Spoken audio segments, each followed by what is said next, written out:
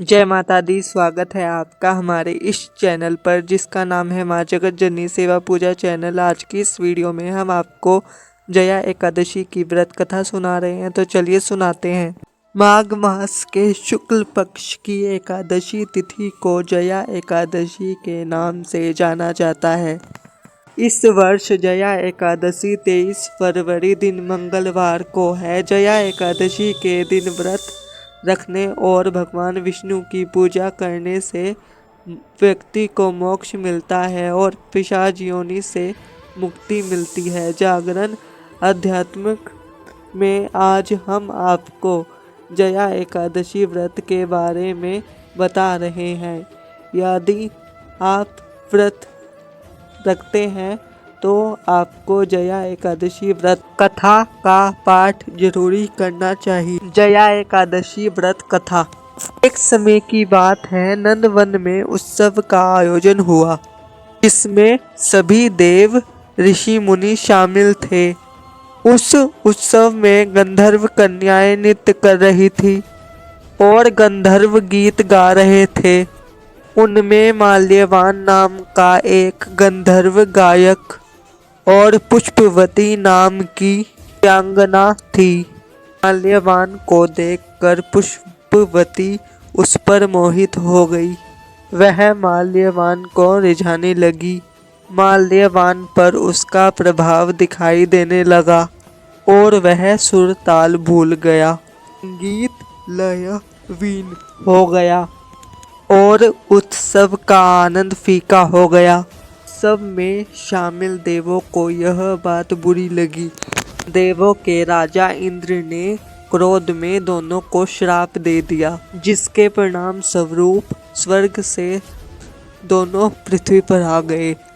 मृत्यु लोक में हिमालय के जंगल में वे पिशाचों का जीवन व्यतीत करने लगे। वे अपने इस पिशाची जीवन से दुखी थे। संयोग वर्ष एक बार माघ शुक्ल पक्ष की जया एकादशी को उन दोनों ने कुछ भी नहीं खाया और ना ही कोई पाप कार्य किया। फल फूल खाकर ही अपना गुजारा किया। ठंड में भूख से व्याकुल उन दोनों ने एक पीपल के पेड़ के नीचे पूरी रात व्यतीत की। उस दौरान उनको अपनी गलती का पश्चाताप भी हो रहा था। उन्होंने फिर ऐसी गलती ना करने का प्रण लिया। सुबह होते ही दोनों के प्राण शरीर से निकल गए। ये मालूम नहीं था कि उस दिन जया एकादशी थी। अनजाने में ही उन्होंने जया एकादशी का व्रत कर लिया। भगवान विष्णु की कृपा से वह दोनों पिशाच योनि से मुक्त हुए।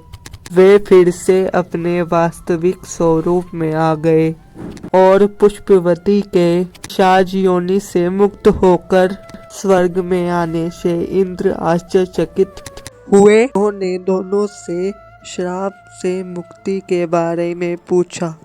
तब दोनों ने जया एकादशी व्रत के प्रभाव को बताया। उन्होंने कहा कि जाने अनजाने में ही मुझसे जया एकादशी का व्रत हो गया था। भगवान विष्णु की कृपा से वह दोनों पिशाच योनि से मुक्त हो गए।